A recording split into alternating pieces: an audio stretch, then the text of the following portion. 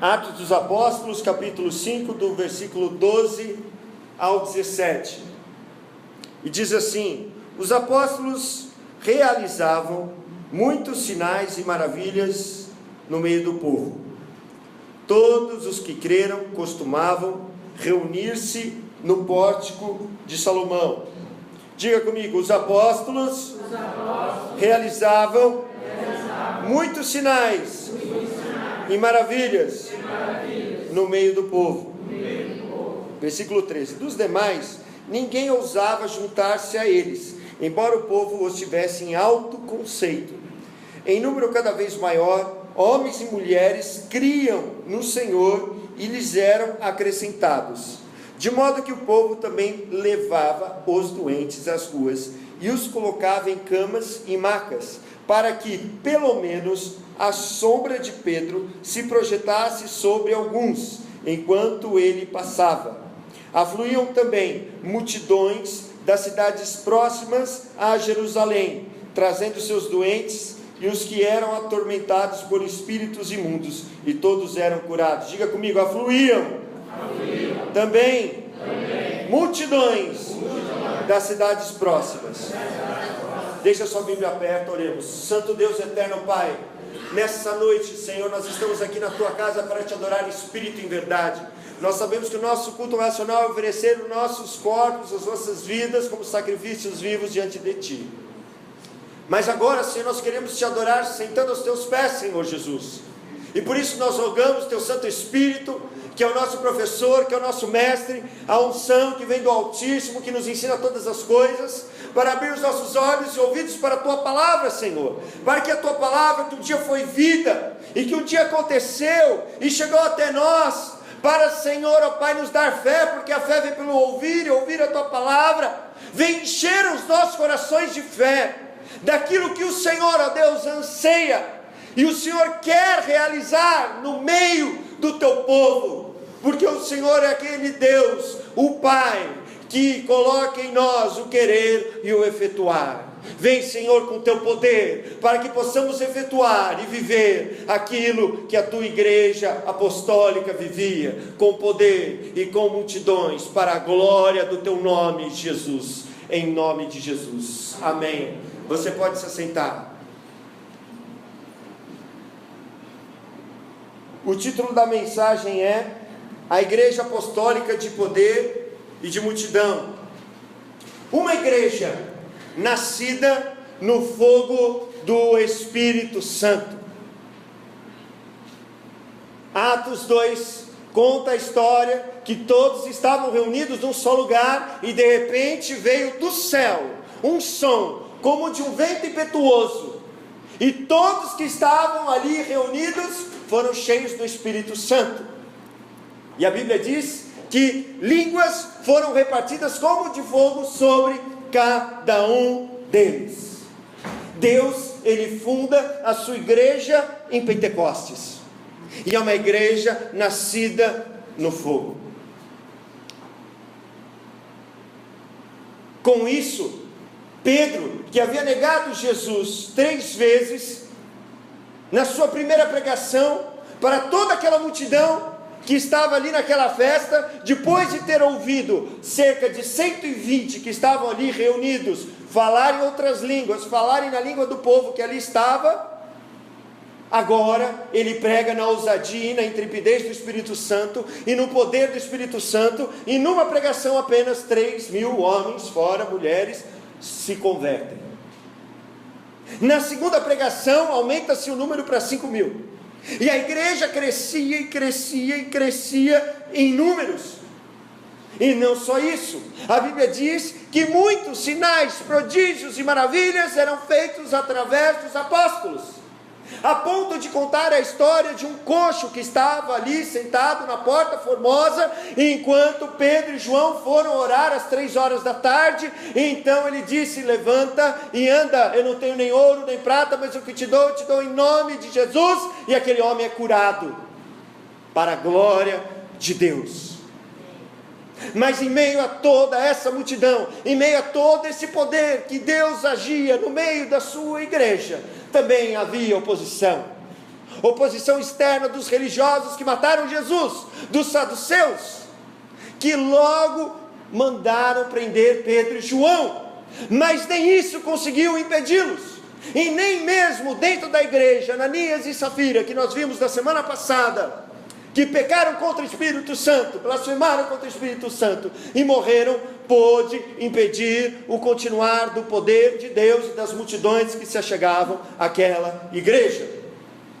E por isso que nessa noite, meu irmão, eu quero que você abra sua mente, porque a Bíblia diz em Romanos 12, capítulo 2, para nós não nos conformarmos com esse século, mas transformarmos a nossa mente, para saber qual é a boa, perfeita e agradável vontade de Deus. Imagine só, você viu a minha filha aqui no culto, a Vitória, uma graça, só de olhar para ela eu já babo. Pai babão tem que andar com o babador para lá e para cá. Agora imagine só, que quando eu chego em casa, eu falo assim: Vitória, eu vou ficar aqui com você. Aí eu fico ali com a Vitória, fico olhando ela brincar para lá e para cá, mas que eu fique apenas admirando a Vitória, que eu fique apenas na presença com a Vitória tendo a minha presença, mas no momento que ela escorregasse, no momento que ela chorasse porque ela estivesse com fome, no momento que ela precisasse de água, eu falava assim: não, Vitória, eu não posso, porque você vai ter só a minha presença, mas eu não posso fazer nada por você. E no dia que ela ficasse doente, eu falava assim: não, eu não vou te levar no médico, não vou te levar na pediatra, não vou te dar remédio, porque eu não posso fazer nada por você, só posso ficar perto de você. O que você faria comigo?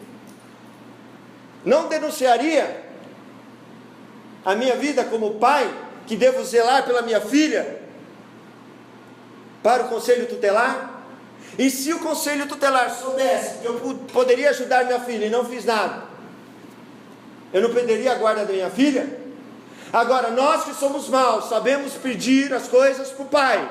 Se nós pedimos um pão, o nosso filho nos pedir um pão, nós vamos dar uma pedra? Se o nosso filho nos pedir um peixe, nós vamos dar um escorpião? Uma serpente? Quanto mais o Pai que está no céu não dará o que vocês pedirem. Portanto, meus irmãos, nós temos um Pai, e esse Pai não quer apenas estar conosco com a sua presença, não só nos dando novo nascimento, mas também com poder. Porque da mesma forma, Deus agiu através da vida do seu Filho, Jesus Cristo.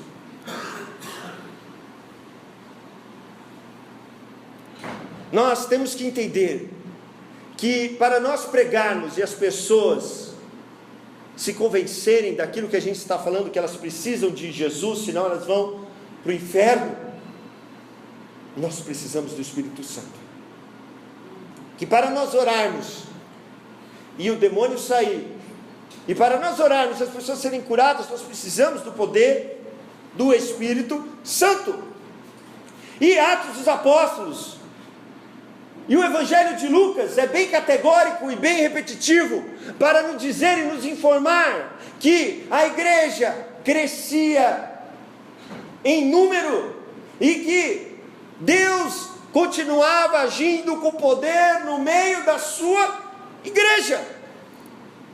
Sinais, maravilhas, milagres e multidões eram acrescentadas àquela igreja.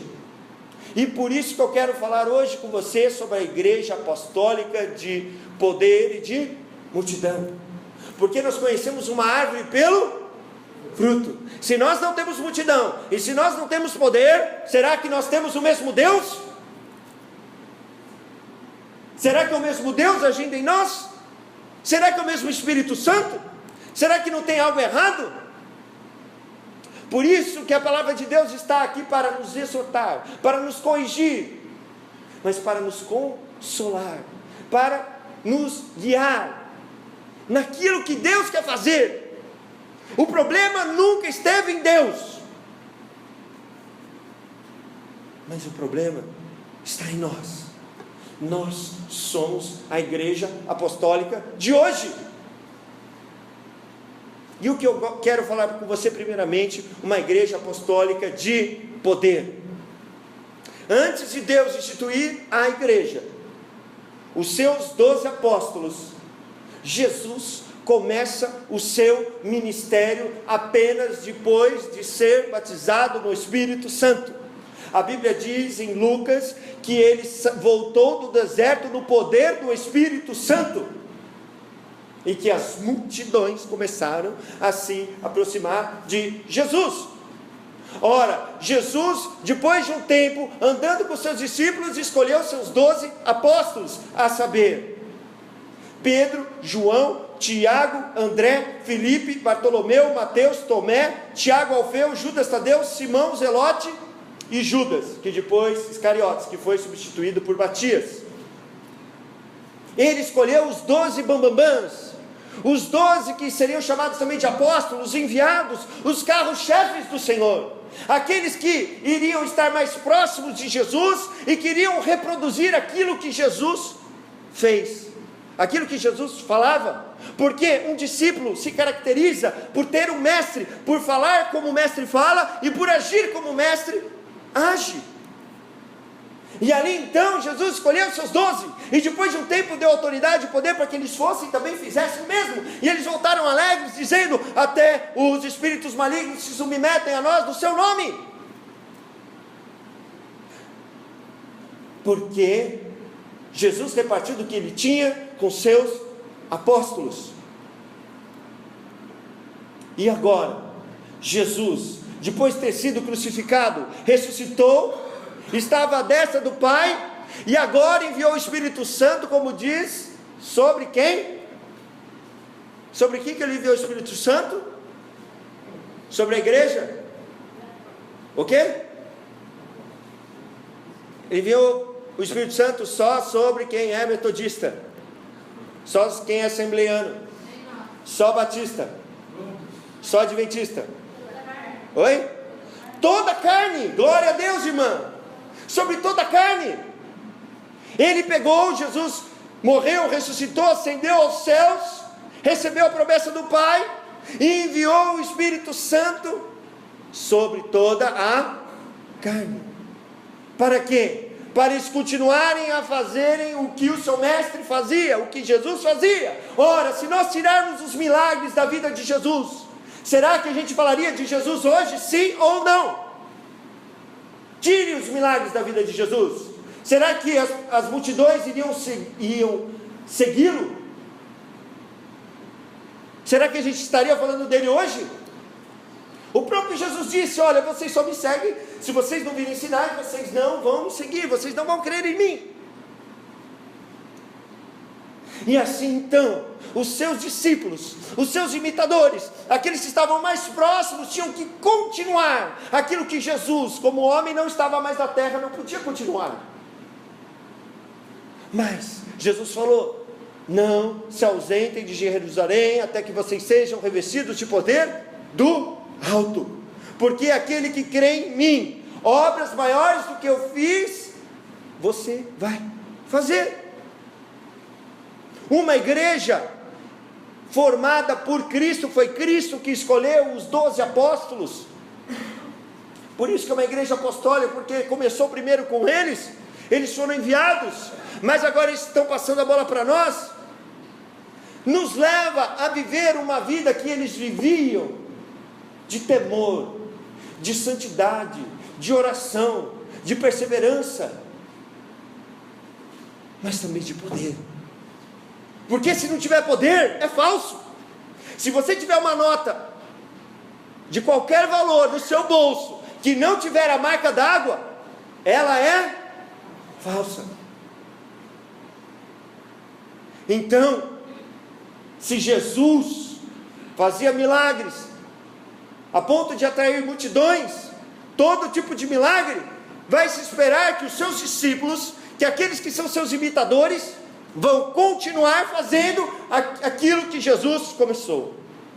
E assim nós vemos nesse texto, mais uma vez, como eu digo enfaticamente, Lucas tanto no seu Evangelho, quanto agora, em Atos dos Apóstolos, pois ele é escritor humano, inspirado pelo Espírito Santo, ele vai dizer que os apóstolos realizavam muitos sinais e maravilhas.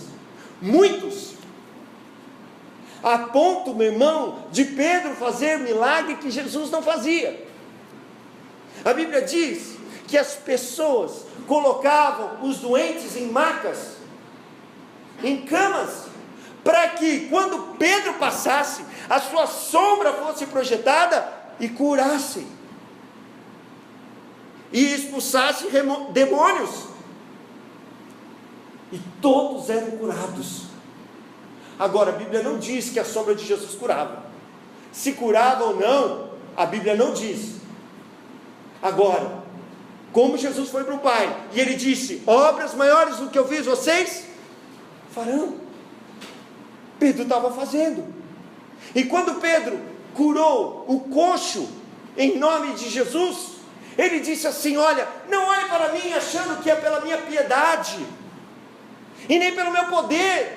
Não foi por eu muito orar, por eu muito jejuar, não foi porque eu sou muito santo, não foi porque eu sou muito legal, mas é pela fé no nome de Jesus, que esse homem que estava paralítico, esse homem que estava aleijado, esse homem que era coxo, está totalmente curado.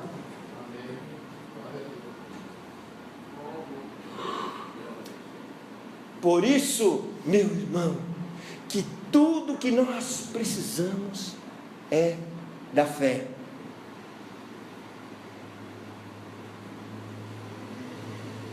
Qual foi a última vez que você orou por alguém doente?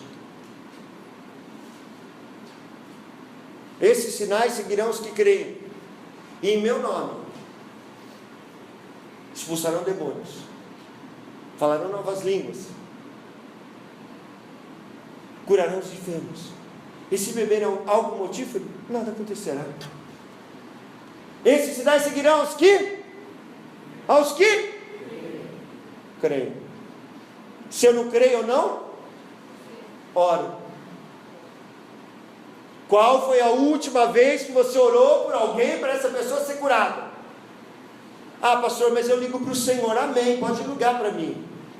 Mas você não pode orar? Ele está dizendo aos pastores: se você ligar para o pastor e ele orar, a pessoa será curada. É isso que está escrito? Não, esses sinais seguirão os que creem em nome de Jesus. Jesus, quando curava as pessoas, ele falava o quê? A tua fé te salvou. Quando ele foi para Nazaré, a Bíblia diz que ele não fez ali muitos milagres, porque não creram nele. Então o que impede?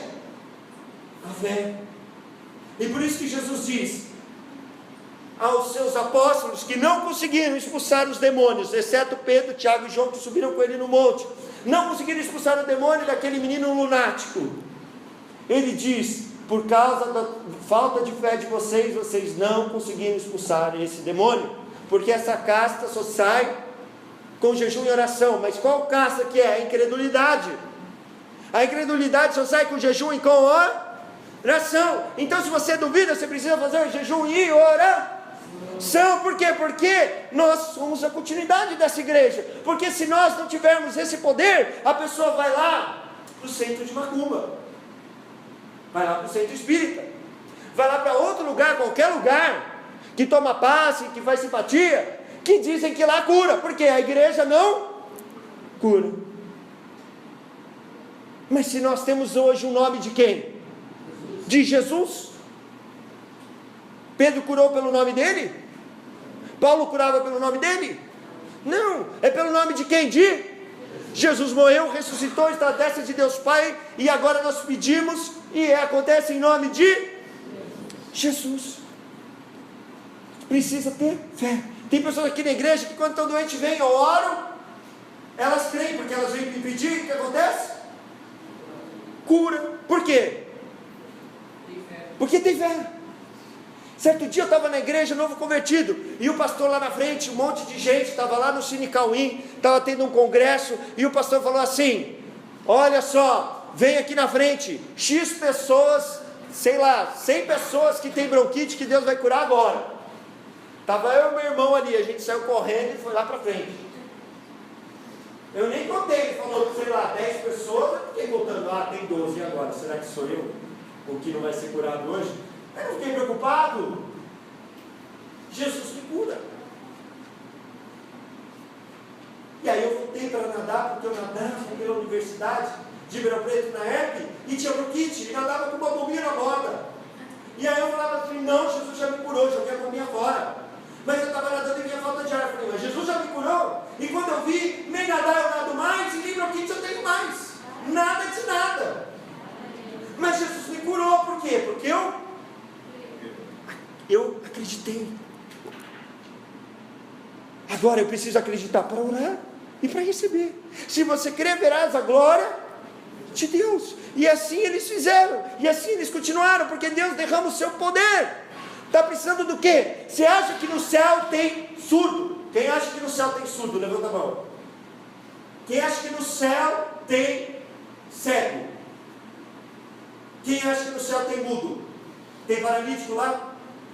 Tem alguém que está chorando lá no céu? Tem alguém morto no céu? Não! E quando Jesus nos ensinou a orar, veio o teu? Assim na terra como no? Nós trazemos o céu agora. O crente que quer ir embora é porque não tem fé. Eu quero ir embora. Assim é fácil, né? Não, agora. Traz o céu aqui. Lá é muito fácil. Então o que precisa? Crer. E por isso que Jesus curava as pessoas, porque ele falou, o reino de Deus chegou. E aí então ele curava.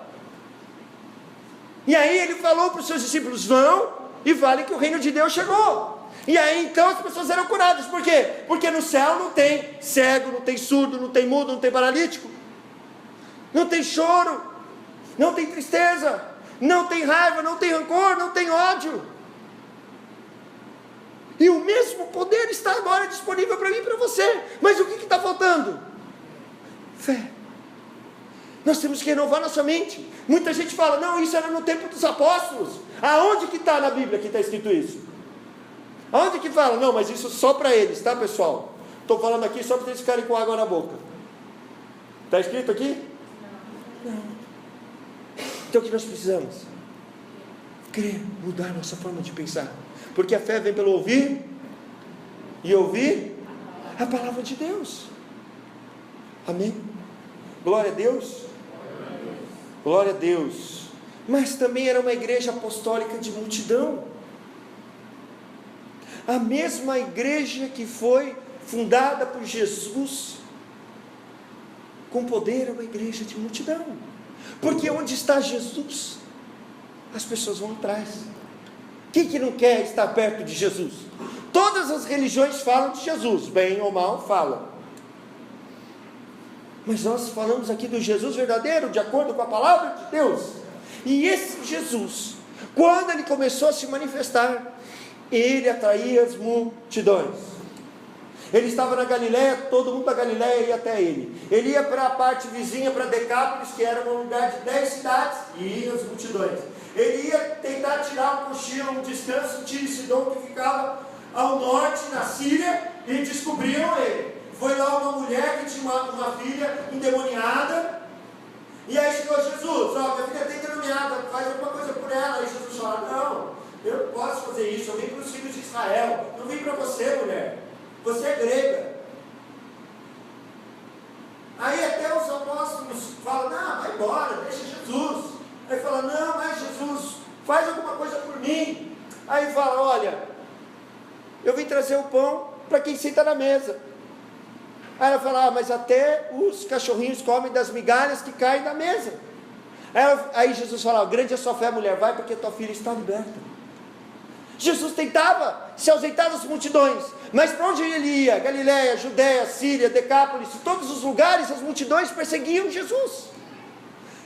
Muitas vezes ele não tinha como dormir, ele pegava um barco, eu creio, só para ele dormir. Você vê que ele pega o barco e dorme com a cabeça no travesseiro, e chega do outro lado, o pessoal estava lá esperando ele, aí ele volta, aí o pessoal estava esperando do outro lado, aí ele falava, pô, dá um minuto, né, pessoal?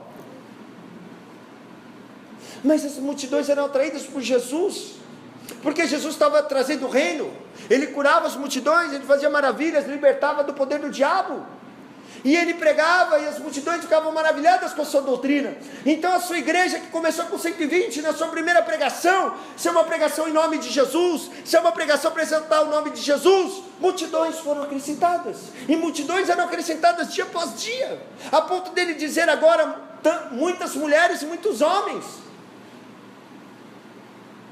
multidões. Por quê? Porque onde está Jesus, as pessoas vêm. Quem quer ficar longe de Jesus?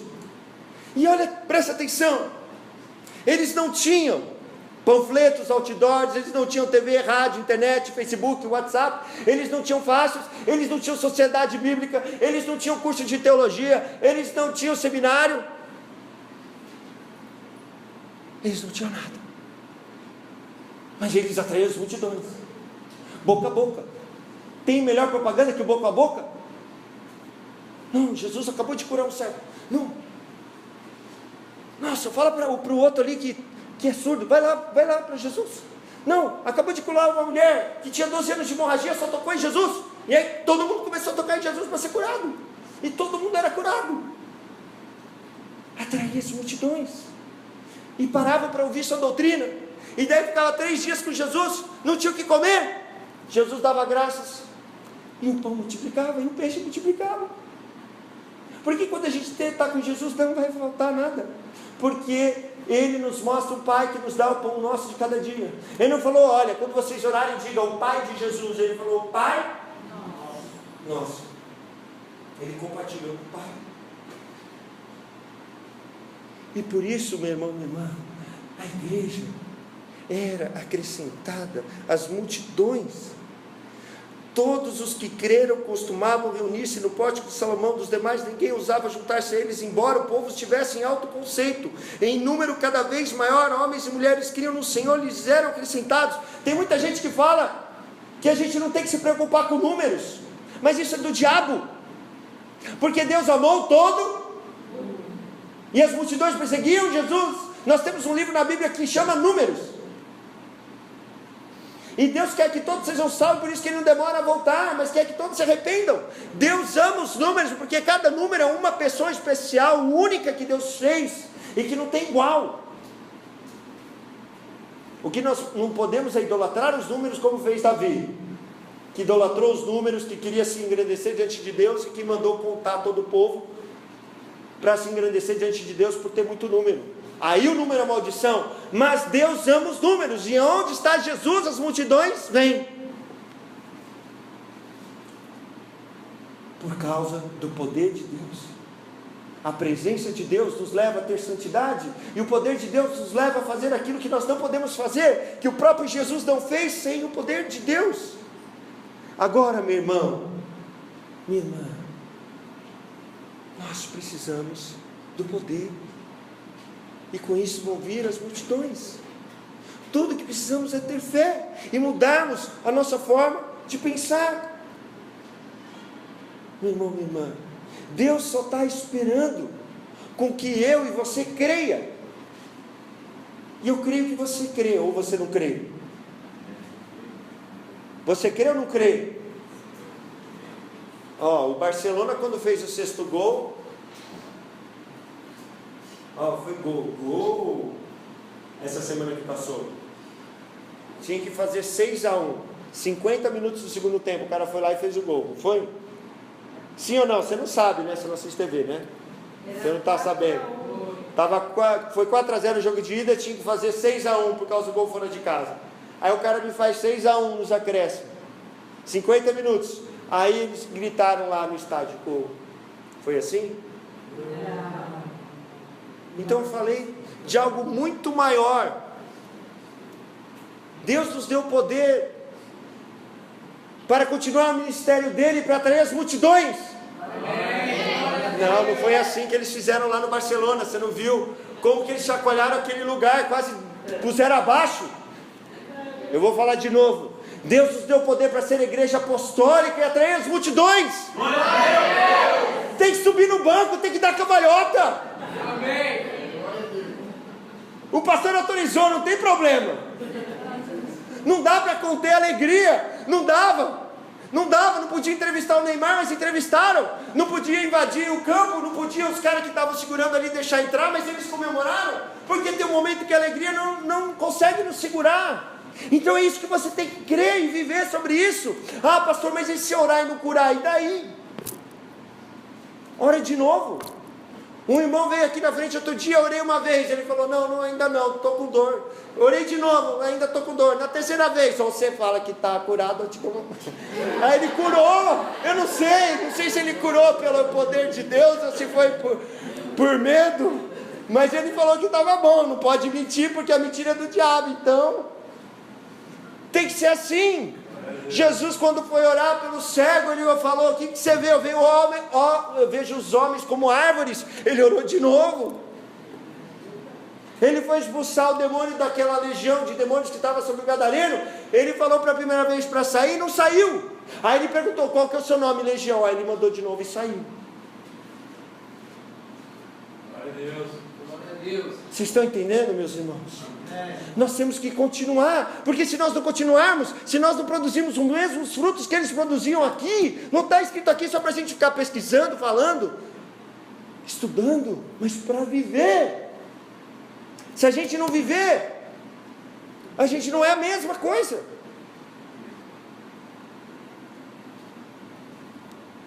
Mas eu quero trazer alegria para o seu coração. E eu gostaria de contar algumas histórias para você. No livro de Wesley Duncan, sobre o fogo do avivamento, ele relata a vida de Jonathan Goldford. Se você tem o livro Heróis da Fé, é o último personagem do livro Heróis da Fé. Se você não tem esse livro, é só você entrar no YouTube e pôr Heróis da Fé. O 23º é Jonathan Goldford. Ele foi missionário na China. Em todo lugar que ele ia, Deus derramava o avivamento. E aí ele escreveu no livro dele, que se chama Pelo Meu Espírito. E ele diz assim, desejamos declarar enfaticamente nossa convicção de que o avivamento de Deus pode acontecer quando o desejarmos e onde o desejarmos. A leitura da palavra de Deus torna inconcebível a nós que o Espírito Santo queira impedir, mesmo por um dia, a sua obra. Temos certeza de que, quando a falta da plenitude de Deus, será sempre por causa da falta de fé e obediência do homem. Se hoje Deus e o Espírito Santo não estiver glorificando Jesus no mundo, como no dia de Pentecostes, nós somos os culpados.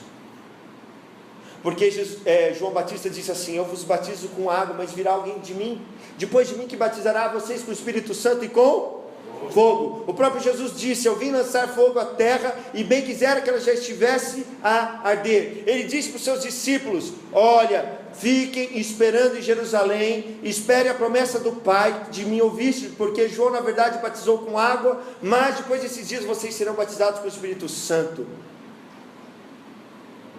A palavra de Joel diz, cumprida em Atos dos Apóstolos no dia de Pentecostes, e acontecerá nos últimos dias, diz o Senhor, que derramarei do meu Espírito sobre toda a carne.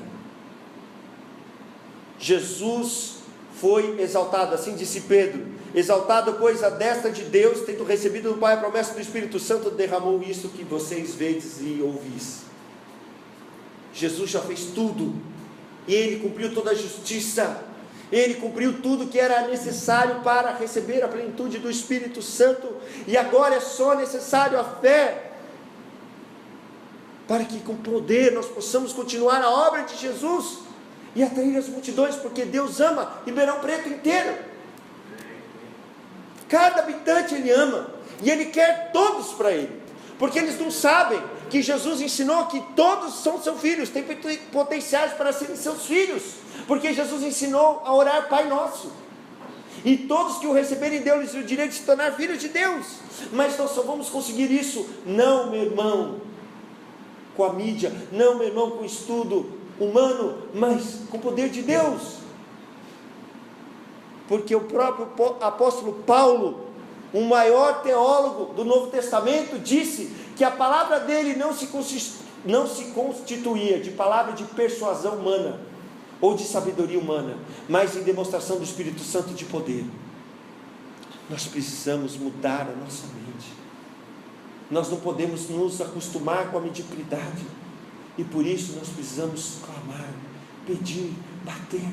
Esse mesmo Jesus está aqui, agora, hoje, e Ele quer agir na sua vida. O que você precisa que Ele faça por você hoje? Ele vai fazer, não porque você merece, e não porque eu mereço, ou porque eu tenho poder, ou a igreja metodista, não, mas por causa da fé em Jesus Cristo.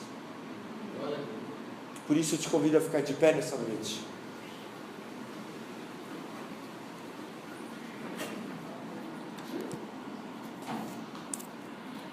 Eu quero orar com você.